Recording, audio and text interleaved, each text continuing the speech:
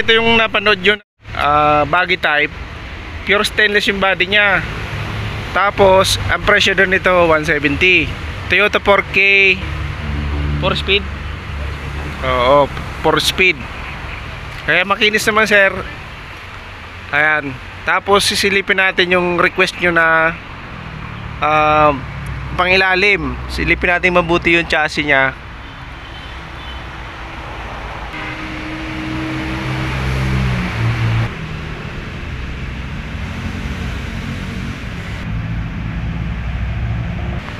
Ayan yung chassis sir. Oh.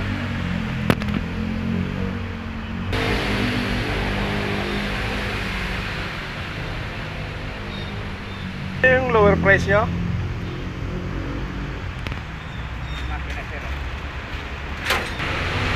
May nagbablog pa dito sa inyo? May nagbablog pa dito sa inyo? Si ano? Si Norman? Norman ba yun? Norlan. Madalas dito. Yeah, sa isang buwan. Mabihira lang din. Ayan na yung mga ilaw sir oh. Okay. Makinis ho yung unit na nakikita nyo. Ayan, bago mga ilaw, baggy type. Tapos dito naman sa loob. Ayan, yung sa loob. Naka-ilibo ang manibela. Ayan, makinis ang loob. Maganda yung pagka-restore. Tapos meron siyang handbrake. Ayan sir, pinturado yung ating flooring. Pero maganda yung unit. Tapos meron siyang stereo. Ayan naman yung gulong. Ayan, mga bago pa yung gulong nito. Ito ay 165 by 65 rim 13. Ayan, may carrier. Ito naman yung tsura sa likod, naka T-light.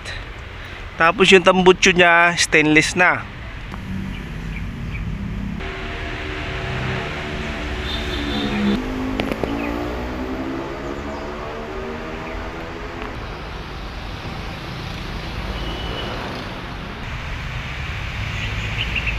Dito bossing magkano? Ayan sir, ito naman yung Tamiya na pure stainless. Ang makina Toyota 4K 4 speed. Pure stainless siya. Ayan oh, ganda ng pagka box type. Tapos formado. Ayan oh, kakaiba yung bumper. Maganda yung pagka-restore nito. Bago na yung salamin ano. Pati kaha, bago yung kaha nito. Ito naman naka 4 stud rim 13. Ayan, 205 by 60. Ayan naman ang itsura sa likod. Ayan, makinis yung OTJ na to. Ayan, nabubuksan yung ating pinto. 270 daw ito sir. Ayan, maganda yung mga bulbar. Bago mga bulbar. Gulong. Ayan, good condition. Dito sa loob may handbrake. Ayan naman. Yan yung manibela. Upuan, makikinis yung mga upuan. Adjustable. Ayan mga bulbar, bago lahat oh. Ito sa makina sir. Ayan, makinis yung pagka-restore. Tapos may mga takip yung radiator. Ayan, ang ganda.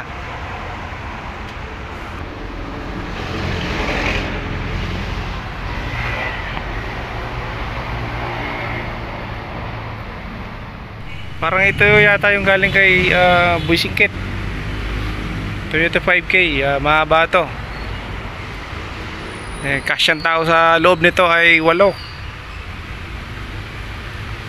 Pure stainless. Ito pure stainless din. Magkasing haba sila. Ito naman ay diesel RF Mazda. Ito naka 4 stud rim 14. Bago mga gulong.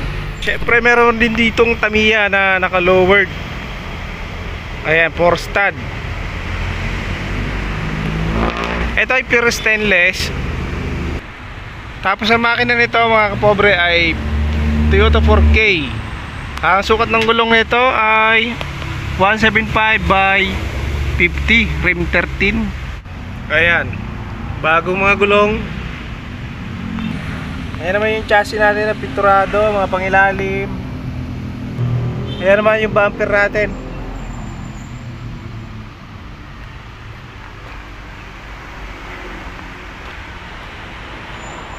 Ito naman sa windshield na naka-box type. Ayan, pure stainless flooring. Ang ganda ng console box nito. Ang ganda ng interior nito.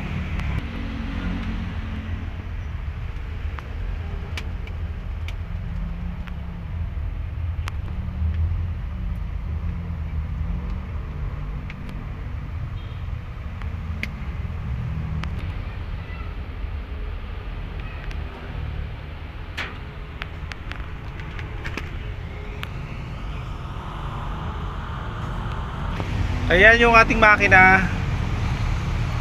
Ayan, meron siyang auxiliary fan, engine fan.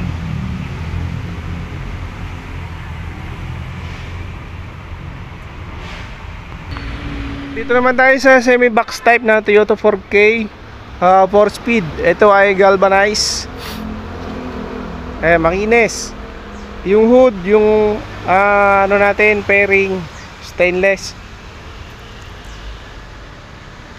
Ayan, halos yung sa mukha niya lang ang stainless, pati yung ating bumper. Ayan ang itsura. Ito ay naka 4 stud. Ang sukat ng gulong nito ay 185 by rim 13. Ayan, pinturado yung pangilalim. Ayan yung chassis natin. Ito ay naka double bar. Ayan ang itsura ng windshield. Ayan, ito yung nakaluna lang, pero ito yung new restore. Maginis ang pagka-restore nito. Dito naman parang victory type ang itsura. Ayan po ang interior nito. Ang ganda yung pagka-upholstery na mga upuan, pinturado. Halos bagong pintura lang ito. Ayan yung upuan sa loob.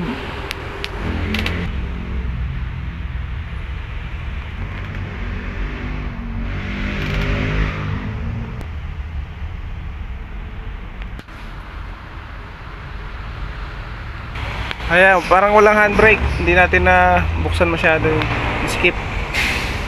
Ayan, maayos yung mga upuan natin, adjustable. Kompleto sa seatbelt. Ayan ang ating makina. So ayan po ay 2SM Primera ang ating battery. Ganda yung pagka-restore ng makina. Tapos may takip pang radiator. Ganda ang mga unit natin dahil may mga takip ang radiator. So ayan po, silip na lang. Umuulan na. Ayan, baggy type. Mahaba to. Close type to pero formado. Kinis. Ay, naka Bigfoot to.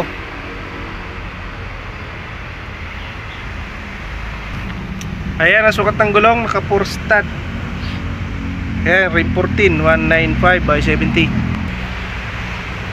Ayan, 4K lang ang kanya makina. Ayan, baggy type. Ito yung tsura ng loob. Ayan yung dashboard natin.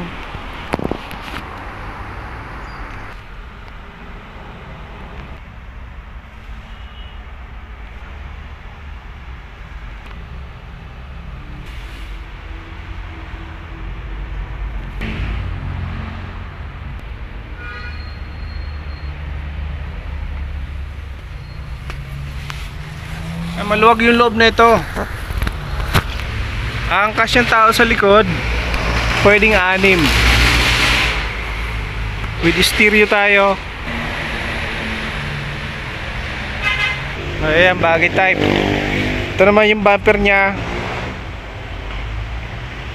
Ayan mga kapobre, ang makina.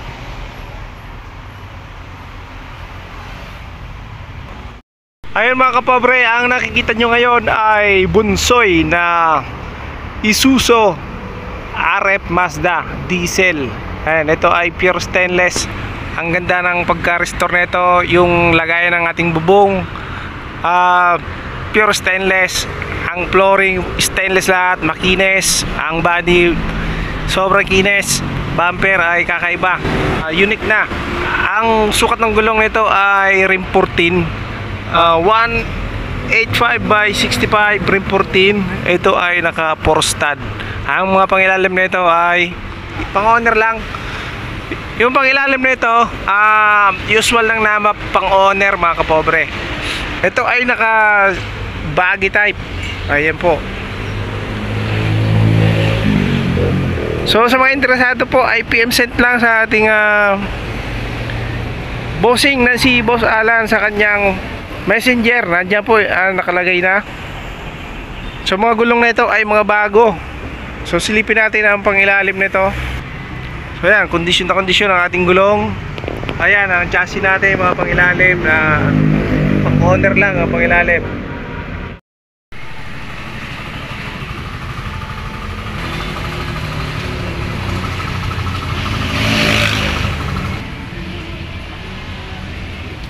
Ayan, ganda ng salamin natin, bagong bago, short fit natin mga yero, lahat bago. Ito bago na rin yung side mirror natin. Ayan, may unique na dashboard.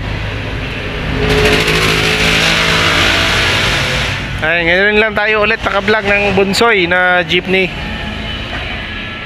Yung address pala, Aguinaldo Highway, Bacoor, Cavite ang ating unit. Malapit to sa Robinson's Place, Bacoor, Cavite. So ayan, stainless ang kinis. Ayan oh. Ganda ng ating tailgate. Super cute ang ating Bonsoy. Ayan, ang ganda ng ating flooring. Oh, mga stainless. Ito yung sinasabi ko, mga stainless. Hanggang doon, stainless. Ang ganda ng pagkagawa. Console box natin, ayun oh, stainless. Dashboard, stainless. Ayan, may tubo na tayong dalawa na nakasuporta sa bubong na stainless. Ayan, tingnan nyo oh, ganda, kinis. Puro stainless yan. Oh, puro stainless. Ayan, dashboard stainless. Ayan, may handbrake pa to, ang kagandahan. Tapos ayan oh, kompleto. Ayun, nabubuksan na lalak. Ganda, pure stainless flooring. Ayan oh. Mga upuan natin adjustable, bagong restore. Bagong restore lang yan. Yung matting natin bagong-bago pa. Yung flooring natin ang kinis. So ayan po. Ang presyo nito ay 370 ba yun?